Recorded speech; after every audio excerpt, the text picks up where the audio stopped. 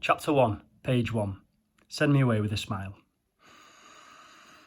Every night, before he went to sleep, Alfie Summerfield tried to remember how life had been before the war began. And with every passing day, it became harder and harder to keep the memories clear in his head. The fighting had started on 28th of July 1914. Others might not have remembered that date so easily, but Alfie would never forget it, for that was his birthday. He had turned 5 years old that day, and his parents threw him a party to celebrate, but only a handful of people showed up.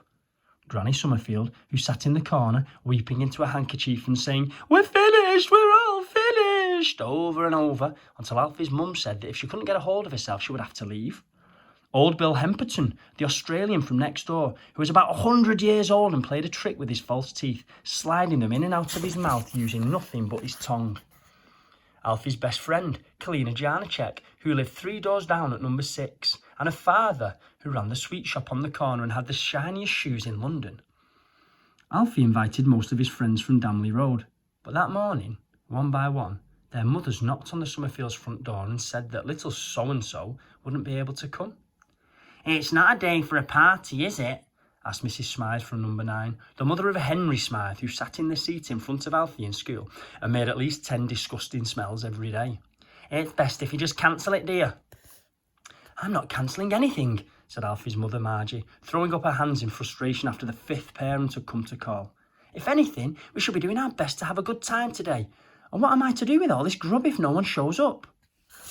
Alfie followed her into the kitchen and looked at the table, where corned beef sandwiches, stewed tripe, pickled eggs, cold tongue and jellied eels were all laid out in a neat row, covered over with tea towels to keep them fresh.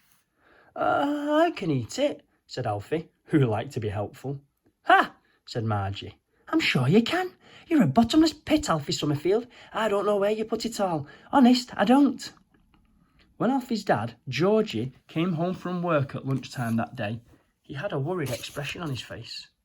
He didn't go out to the backyard to wash up like he usually did, even though he smelled a bit like milk and a bit like a horse.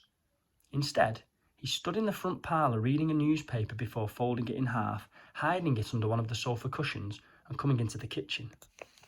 "All right, Margie," he said, pecking his wife on the cheek. "All right, Georgie." "All right, Alfie," he said, tussling the boy's hair. "All right, Dad." "Happy birthday, son. What age are you now, anyway? 27?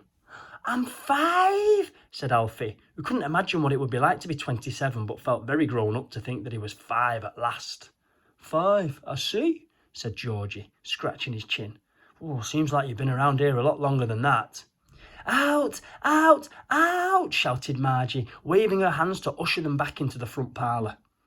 Alfie's mum always said there was nothing that annoyed her more than having her 2 men under her feet when she was trying to cook. And so Georgie and Alfie did what they were told, playing a game of snakes and ladders at the table by the window as they waited for the party to begin. "Dad," said Alfie. "Yes, son?" "How was Mr. Asquith today?" "Much better." "Did the vet take a look at him?"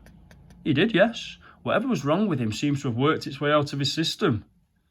Mr. Asquith was Georgie's horse.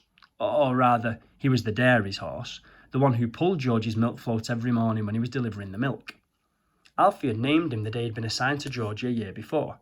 He'd heard the name so often on the wireless that it seemed it could only belong to someone very important, and so decided it was just right for a horse. "Did you give him a pat for me, Dad?"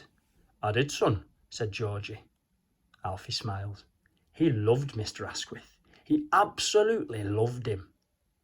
"Dad," said Alfie a moment later. "Yes, son?" "Can I come to work with you tomorrow?" Georgie shook his head. "Sorry, Alfie, you're still too young for the milk float. It's more dangerous than you realise." "But you said that I could when I was older." "And when you're older, you can." "But I'm older now," said Alfie. "I can help all our neighbours when they come to fill their milk jugs at the float." "Oh, it's more than my job's worth, Alfie." "Well, I could keep Mr. Asquith company while you filled them yourself."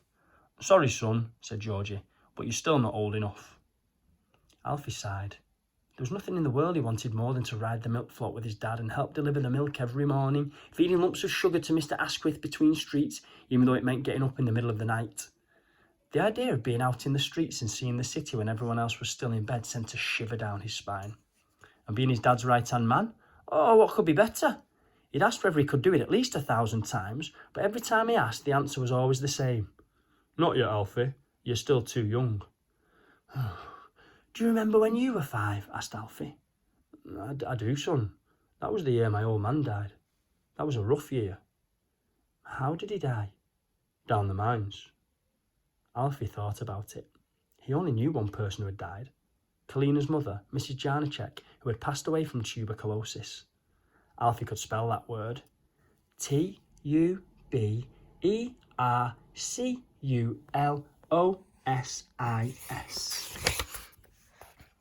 "What happened then?" he asked. "When?" "When your dad died." Georgie thought about it for a moment and shrugged his shoulders. "Well, we moved to London, didn't we?" he said. "Your Granny Summerfield said there was nothing in Newcastle for us anymore. She said if we came here we could make a fresh start. She said I was the man of the house now." He threw a 5 and a 6, landed on blue 37 and slid down a snake all the way to white 19. "Just my luck," he said. "Oh, you'll be able to stay up late tonight, won't you?" Alfie asked, and his dad nodded. "Just for you I will," he said. "Since it's your birthday, I'll stay up till 9. How does that sound?" Alfie smiled. Georgie never went to bed any later than 7 o'clock at night because of his early starts. "I'm no good without my beauty sleep," he always said, which made Margie laugh, and then he would turn to Alfie and say, "Your mum only agreed to marry me on account of my good looks, but if I don't get a decent night's sleep, I get dark bags under my eyes and my face grows white as a ghost and she'll run off with the postman." "Oh, I ran off with a milkman, and much good it did me," Margie always said in reply. But she didn't mean it, because then they'd look at each other and smile, and sometimes she would yawn and say that she fancied an early night too, and up they'd go to bed, which meant Alfie had to go to bed too, and this proved one thing to him, that yawning was contagious. Despite the disappointing turnout for his birthday party, Alfie tried not to mind too much. He knew that something was going on out there in the real world, something that all the adults were talking about, but it seemed boring, and he wasn't really interested anyway. There'd been talk about it for months. The grown-ups were forever saying that something big was just around the corner, something that was going to affect them all. Sometimes Georgie would tell Margie that it was going to start any day now, and they'd have to be ready for it. And sometimes, when she got upset, he said that she had nothing to worry about, that everything would turn out tickety-boo in the end, and that Europe was far too civilised to start a scrap that no one could possibly hope to win. When the party started, everyone tried to be cheerful and pretended it was just a day like any other. They played hot potato, where everyone sat in a circle and passed the hot potato to the next person, and the first to drop it was out. Kalina won that game. Old Bill Hemperton set up a game of penny pitch in the front parlour, and Alfie came away 3 farthings the richer. Granny Summerfield handed everyone a cloves peg and placed an empty milk bottle on the floor. Whoever could drop the peg into the bottle from the highest was the winner. Margie was twice as good as everyone else at this. But soon the adults stopped talking to the children and huddled together in corners with glum expressions on their faces while Alfie and Kalina listened in to their conversations and tried to understand what they were talking about. "You're better off signing up now before they call you," old Bill Hemperton said. "It'll go easier on you in the end, you mark my words." "Be quiet, you," snapped Granny Summerfield, who lived in the house opposite old Bill at number 11 and had never got along with him because he played his gramophone every morning with the windows open. She was a short, round woman who always wore a hairnet and kept her sleeves rolled up as if she was just about to go to work. "Georgie's not signing up for anything." "Might not have a choice, Mum," said Georgie, shaking his head. "Shh, not in front of Alfie," said Margie, tugging him on his arm. "I'm just saying that this thing could run and run for years. I might have a better chance if I volunteer." "No, it'll all be over by Christmas," said Mr. Janacek, whose black leather shoes were so shiny that almost everyone had remarked upon them. "That's what everyone is saying." "Shh, not in front of Alfie," said Margie again, raising her voice now. "Oh, we're finished, we're all finished," cried Granny Summerfield, taking her enormous handkerchief from her pocket and blowing her nose so loudly into it that Alfie burst out laughing. Margie didn't find it so funny though. She started to cry and ran out of the room, and Georgie ran after her.